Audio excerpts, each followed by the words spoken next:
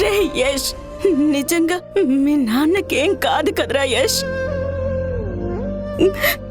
తను చెప్పిన మాట నిజమై ఉంటే నా గుండె ఆగిపోతుందిరా.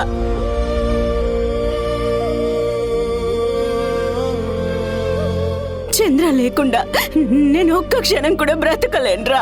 నా ధైర్యమే చంద్ర.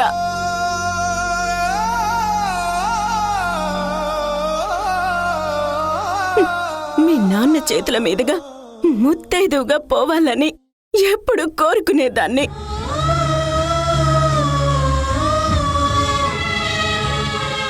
ఆ దేవుడు నన్ను తీసుకెళ్ళినా పర్వాలేదు, కానీ మీ నాన్నని మాత్రం దూరం చెయ్యకూడదు. ఏంటమ్మా మాటలు?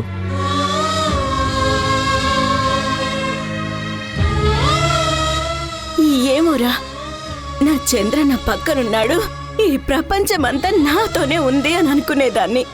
ఇప్పుడు తను కనపడక తన మాటలు వినపడిపోయేసరికి నాకు ప్రపంచమే ఆగిపోయినట్టుగా అనిపిస్తుందిరా.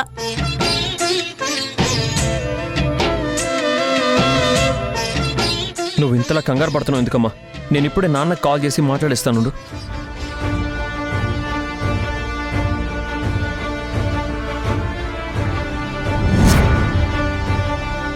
The number you are trying to call is currently not reachable. Please try again later. The number you are trying to call is currently not reachable. Please try again later. నాన్న ఫోన్ కలవట్లేదమ్మా. నువ్వేం tension పడకమ్మా. Sindhu, ఈసారి నాన్నగాని నీకు phone చేస్తే ఖచ్చితంగా అమ్మతో మాట్లాడించు.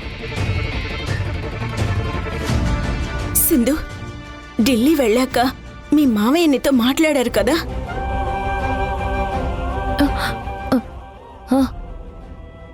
నోటితో చెప్పు సింధు.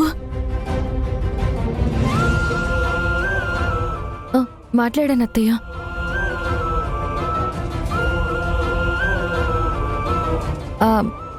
వారంలో పని చూసుకుని వచ్చేస్తానన్నారు.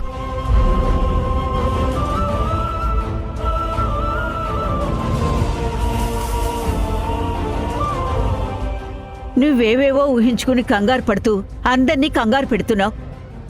చంద్ర కూడా వెళ్లే ముందు ఇదే అన్నాడని చెప్పావు కదా.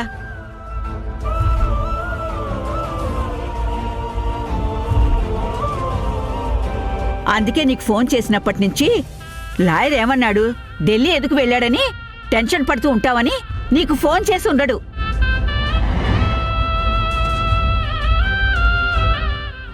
అంతేనమ్మా సింధు? అంతే అంతే భాగ్యం. అదిగో విన్నావా?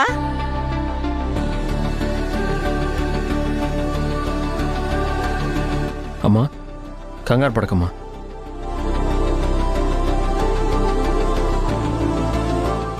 కూర్చో.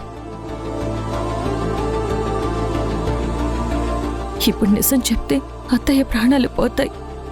అత్తయ్యని జాగ్రత్తగా చూసుకుంటానని మావయ్యకి ఇచ్చిన మాట తప్పిందన్నవుతాను. ఇన్నిసార్లు మోయడం ఎంత నరకమో నాకు తెలుస్తోంది, కానీ తప్పదు.